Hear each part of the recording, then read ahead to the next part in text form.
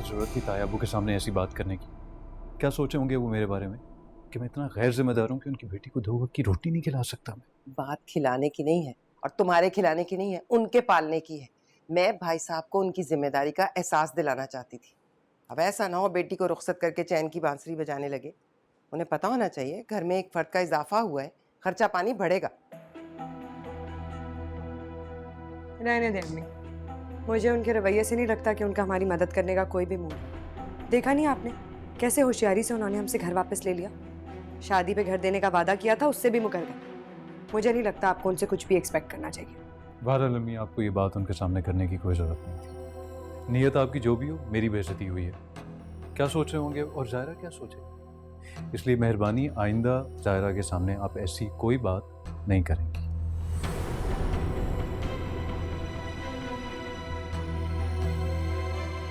देख रही हैं, एक दिन में लहजा बदल गया।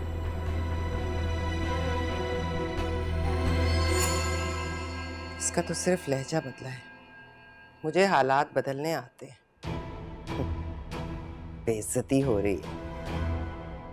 इज्जत सिर्फ उनकी होती है जो अपनी जिम्मेदारियां निभाते हैं।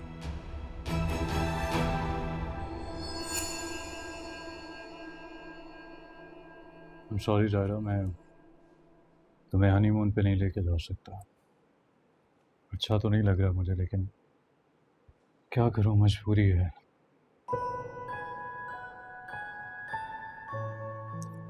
दिल छोटा मत करें साहब, अभी आपका सेटल होना बहुत ज़रूरी है। हम बाद में चले जाएंगे बाहर, मैं कौन से कहीं भागी जा रही हूँ। लेकिन फिर भी जायरा,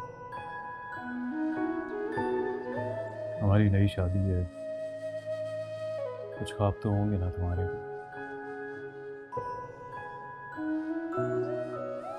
ज़रूरी थोड़ी है कि हर ख्वाब पूरा हो। ज़िंदगी में बहुत कुछ कॉम्प्रोमाइज़ करना पड़ता है ना। अभी आपकी जॉब ज़्यादा इम्पोर्टेंट है। सारी ज़िंदगी पड़ी है ना घूमने फिरने के लिए।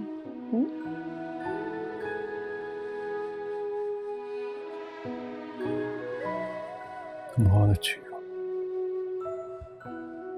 बहुत अंडरस्टैंडिंग। Thank you.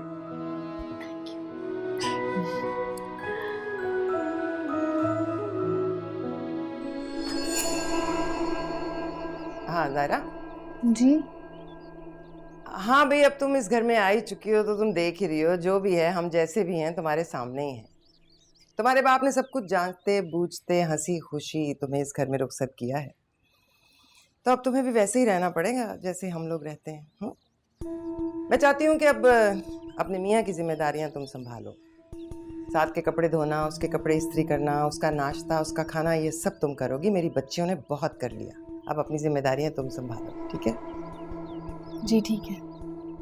और हाँ, ये नहीं कि अपने मियाँ का काम किया और आकर कमरे में बंद हो गई। तुम इस घर की बड़ी बहू हो, घर की जिम्मेदारी भी लेनी पड़ेगी। आज से बावर्ची खाना तुम संभालो, ठीक है? हम भी तो देखें भाई साहब ने अपनी बेटी को क्या क्या सिखाया है।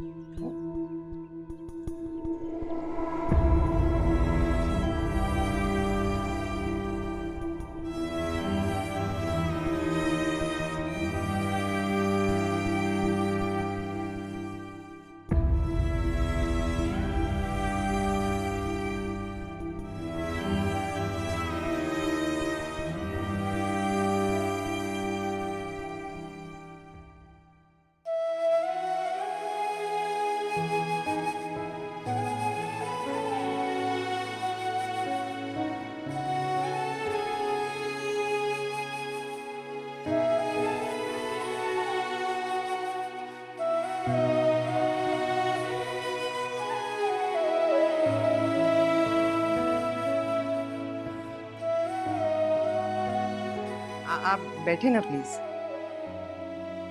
तुमने तो इरफान से कहा था कि तुम्हारा नया घर बन रहा है, तुम लोग साथ की शादी के बाद वहां शिफ्ट हो जाओगे।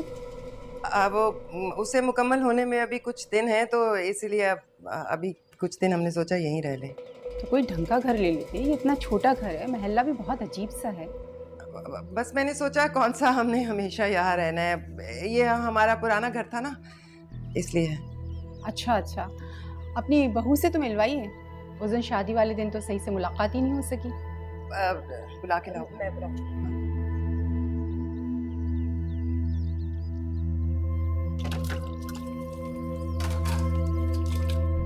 भाभी, मेरी सास आई है, आपको बुला रही है। अच्छा, ऐसे कहाँ जा रही हैं? कमरे में जाके जरा हुलिया तो ठीक कर लें। वो मेरी सास सब बहुत नोट करती हैं, बहुत पंचायती औरत है। अच्छा हाँ, जहेज में से जरा गोल्ड की जूठी निकाल के पहन लीजिएगा। उनके सामने बंद सवर के आइएगा, उनको पता चले हम अपनी भाभी को कैसे रखते हैं। जल्दी हाँ।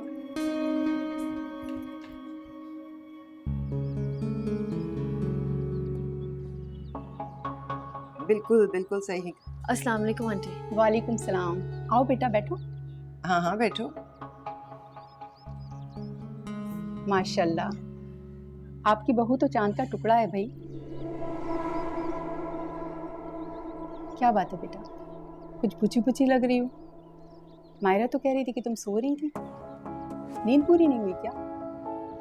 मैं समझ गई, इतने छोटे घर में रहने की आदत नहीं है ना, इसीलिए शक्ल उतरी हुई है। नहीं नहीं आंटी, ऐसी कोई बात नहीं है। घर से क्या फर्क पड़ता है, जगह तो दिल में होनी चाहिए। भाई दाद देनी पड़ेगी आपकी जेठ की तरबियत की। इतने बड़े घर की बेटी है लेकिन जरा नखरा नहीं। माशाल्लाह, खुशनसीब हैं आप लोग जो ऐसी बहू मिली है, वरना आजकल की लड़कियों के तो दिमाग ही नहीं मिलते।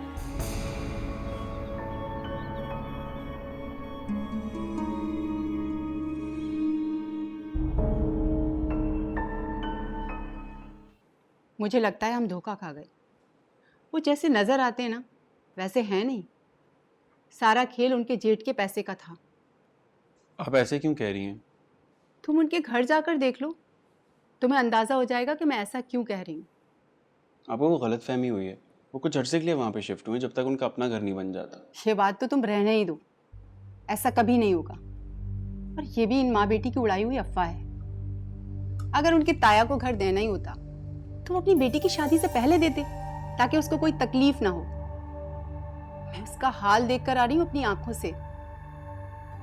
कोई भी साहिबे हैसियत माँ बाप अपनी बेटी को ऐसे घर में रुखसत क्यों करेंगे? मुझे लगता है इनके ताया का वाकई दिवालिया निकल गया है। देख लेना, मेरी बात सच होगी, वो कभी भी शिफ्ट नहीं होंगे। मैं तो पछता रही हूँ ये रिश्ता करके। वो लड़की शुरू दिन से मुझे पसंद नहीं थी। तुमने जिद की इसलिए मैं राजी हो गई कि उनका रहन सहन हमारे स्टेटस के मुताबिक है। अब वो चाहे किसी के भी जोर पर हो, लेकिन अब जाके अंदाजा हुआ है कि उनका तो कोई फैमिली बैकग्राउंड ही नहीं। मामा प्लीज, इतनी जल्दी किसी नतीजे पे मत पहुंचे।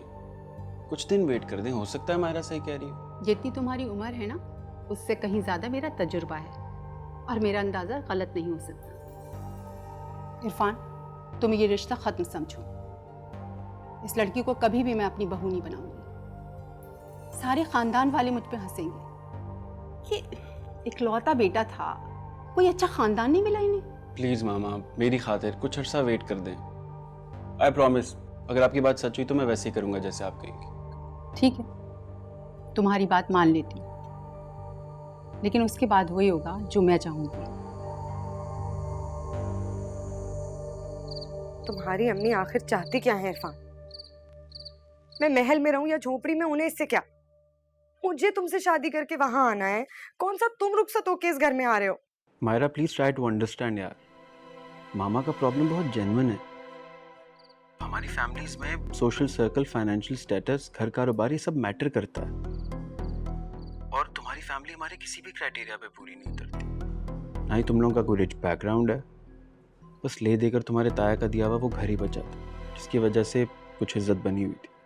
और मैंने इसी बात के ऊपर मामा को इस रिश्ते पर कन्विंस किया था।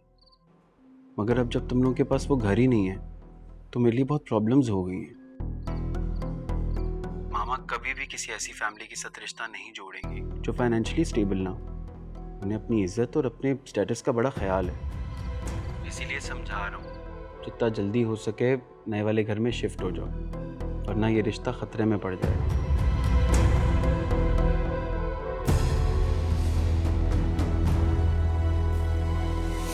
अगर ये रिश्ता खत्म हुआ ना अम्मी, मैं बता रही हूँ आपको, मैं जहर खा लूंगी। अरे ऐसे कैसे खत्म हो जाएगा रिश्ता? मजाक है क्या? साकी तो है, उनको कोई फर्क नहीं पड़ता अम्मी, फर्क मुझे पड़ता है। मैं जा रही हूँ इतने बड़े घर में रुखसत होके, वो तो ढूंढ लेंगे कोई भी और। अरे ढूंढते हैं तो ढूंढ ले, मेरी बला से भाड़ में जाए। मैं ब्लैकमेल नहीं होने वाली। अम्मी आप बात क्यों नहीं समझ रही हैं? ब्लैकमेल नहीं कर रहे हैं वो लोग, उन्हें बस अपनी इज्जत की परवाह है। क्या कह के मिलवाएंगे हमें अपने खानदान से? कोई स्टेटस नहीं है हमारा। एक वो घर था जिसकी वजह से थोड़ी सी इज्जत थी, अब वो भी नहीं रहा है। तो फिर क्या करूं? जाके भाई साहब का गरेबान पकड़ लूं, फांसी चढ़ा दूं उन्हें? आराम से बैठे, आराम से बैठ के तमाशा देखें आप। उनकी बेटी को ले आई है ना इस घर में रुखसत करके, आपकी बेटी इस घर में पड़े पड़े बुढ़ी हो जाएगी। किसी को ख्याल ही नहीं है मेरा।